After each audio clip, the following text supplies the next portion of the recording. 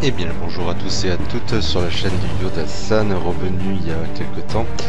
Je voulais vous faire un tutoriel pour continuer sur Qt Tab Bar, ce logiciel extraordinaire gratuit dont j'avais commencé à parler pour changer, ajouter une couleur au fond de votre explorateur. Maintenant on va voir une de ces fonctionnalités assez intéressantes et assez méconnues, parce que la plupart des autres youtubeurs peut-être vont parler des onglets que l'on peut rajouter grâce à Qt Tab dans l'explorateur. Moi je vais vous parler de Qt Tab avec sa fonctionnalité de lanceur d'applications et autres raccourcis pour avoir ce genre de truc sur le bureau à portée de votre souris. Voilà, ok, et on peut même replier, voilà, les intitulés. Hop hop hop, voilà, voyez, pour aller aussi vite que l'éclair et lancer ces applications. Alors comment ça va se passer? Ça s'appelle un desktop tool, du moins c'est Quizo, le développeur de Qt Tab, ce qu'il appelle ainsi, le desktop tool. Alors déjà il va falloir l'activer. Je vous passe l'installation de Qt Tab Bar, revoyez mon tutoriel sur le premier de la série. Vous allez cliquer sur la barre de tâches, clic droit, et dans barre d'outils, vous verrez voilà cet intitulé. Une fois que vous aurez installé Qt Tab Bar, ici l'option Qt Tab Desktop Tool, l'outil de bureau, vous allez le cocher pour l'activer. Déjà c'est un premier point. Ensuite dans votre explorateur, alors je me suis remis en ruban de Windows 10 pour ceux qui n'ont pas fait de modif de thème, et dans l'affichage c'est option, et là vous trouvez tout sur Qt Tab Bar pour aller dans afficher les onglets, par exemple ici, hop, ok, voilà. Alors vous cliquez à côté pour avoir les options de Qt Tab Bar, voilà, et donc là vous irez à la section Desktop Tool, avant-dernière dans la liste. Vous pouvez rajouter un skin pour avoir ce genre d'affichage sympathique, et vous pouvez en télécharger avec la communauté qui en a créé de manière généreuse. Voilà, donc vous pouvez par exemple télécharger ce skin, filtrer pour que ça corresponde au desktop tool, voilà, uniquement puisque c'est ça qui vous intéresse. Et par exemple il y en a ici un avec un petit trait bleu, etc.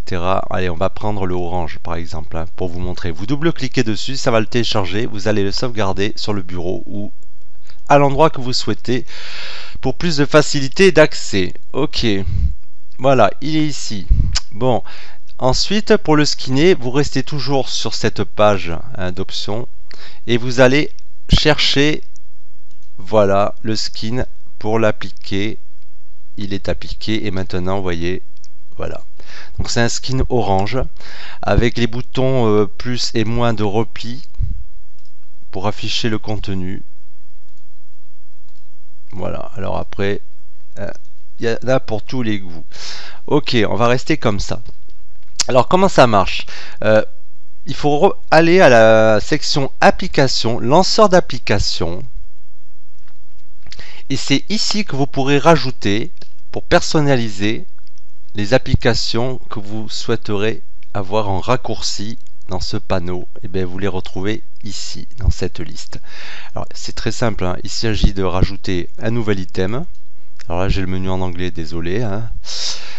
Et vous le nommez comme vous voulez. On va prendre Notepad par exemple, hein. On va rajouter un raccourci vers le bloc-notes, et là vous pourrez aller chercher l'exécutable que vous devez savoir trouver maintenant puisqu'il est dans le répertoire C Windows. Notepad, voilà l'exécutable .exe, c'est bien lui. Après vous avez des arguments, je vous passe les détails, c'est pour ouvrir un fichier texte automatiquement une fois que l'autre Notepad est lancé. Voilà, ça vous y touchez pas, vous pouvez rajouter un raccourci clavier, mais bon, et vous appliquez. Donc maintenant j'ai Notepad ici, hop, que je peux lancer en raccourci à la vitesse de l'éclair. Vous pouvez déplacer, hop, vous voyez les intitulés avec les flèches, ajouter un séparateur ici, ou alors supprimer. On supprime le séparateur ou on rajoute un séparateur. Ok, on applique, hop, du coup Notepad n'est plus séparé du reste de mes applications en raccourci. Voilà. Alors, il y a possibilité sinon, voilà, alors une fois que vous avez activé Qt Tab dans la barre d'outils, hein, Tool, il apparaît ici à côté des icônes système. Vous cliquez dessus à droite et c'est là où vous allez pouvoir tout configurer. Par exemple, comment afficher le menu de Desktop Tool. Alors moi je l'ai fait pour que ça coïncide avec un clic central. Vous pouvez le faire avec un double clic gauche sur le bureau en raccourci pour l'appeler avec votre souris, ou alors un simple clic gauche sur le bureau. Enfin bon, les fausses manips c'est vite arrivé. Moi j'ai bien aimé le mettre sur mon clic central. Vous voyez, donc maintenant hop, clic central, je fais apparaître le menu. Qu'est-ce que vous avez aussi dans ces options? Vous pouvez afficher les onglets récents. Voilà. Vous pouvez afficher aussi les fichiers ou ce qui est affiché sur le bureau.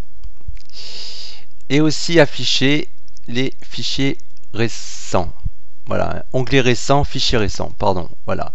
Maintenant, quand je rouvre Desktop Tool en l'appelant avec ma souris, vous voyez, voilà, je suis sur les onglets récents, les fichiers récents, les applications, je replie tout ça, les fichiers ou autres objets qui apparaissent sur le bureau. Voilà. Et ça vous donne même un raccourci vers voilà, votre ordinateur. Ok, bon, pas très compliqué. Par contre, alors je vais vous montrer quelque chose puisqu'il y a un petit bug si on accède au menu de Qt Tab bar au niveau du lanceur d'application, c'est ça là. Ajouter un dossier, ça ne marche pas comme ça. En fait, Quizo, le développeur, il a oublié de s'y atteler. En fait, voilà comment vous allez faire pour créer un dossier dans le lanceur d'application au niveau des applications, c'est-à-dire dans cette section. Vous allez afficher en clic droit près des onglets, en barre d'outils, la commande barre numéro 1. Voilà, celle-là. Donc l'icône de lanceur d'application, c'est celle-là.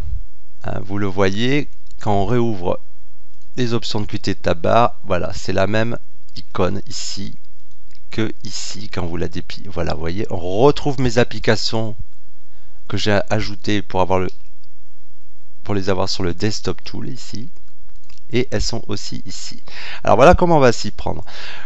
Vous voulez rajouter un dossier avec des raccourcis dedans ou carrément un dossier qui pointe sur des fichiers, par exemple Windows. Ok, vous voulez l'avoir dans le Desktop Tool. Vous allez cliquer et maintenir le clic gauche pour aller glisser vers l'icône des applications jusqu'à ce que ça se déploie. Vous allez bien viser entre deux applications et vous lâchez.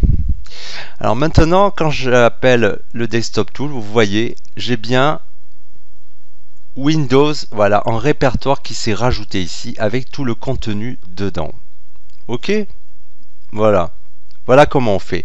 Alors sachez que vous n'avez pas besoin de revenir dans les options de Qt Tab bar. Quand vous avez Desktop Tool, vous pouvez en cliquant droit sur chacun des éléments les supprimer, remove, les renommer, voilà, personnifier une icône ou créer un groupe de fichiers. Alors la notion de groupe elle est intéressante aussi. Alors je vais vous montrer pour finir vite fait. Je souhaite par exemple ouvrir un onglet download sur mon dossier download. N'importe quoi. Bonjour, le bug là. Voilà. Ok. Bon. Alors maintenant, grâce aux favoris, l'étoile des favoris, vous pouvez grouper tous ces onglets de façon à ce que quand vous appelez le favori du groupe, vous allez réouvrir cette configuration avec les trois onglets ouverts. Voilà, cliquez dessus et vous faites créer un groupe à partir de tous les onglets. Voilà. Ok.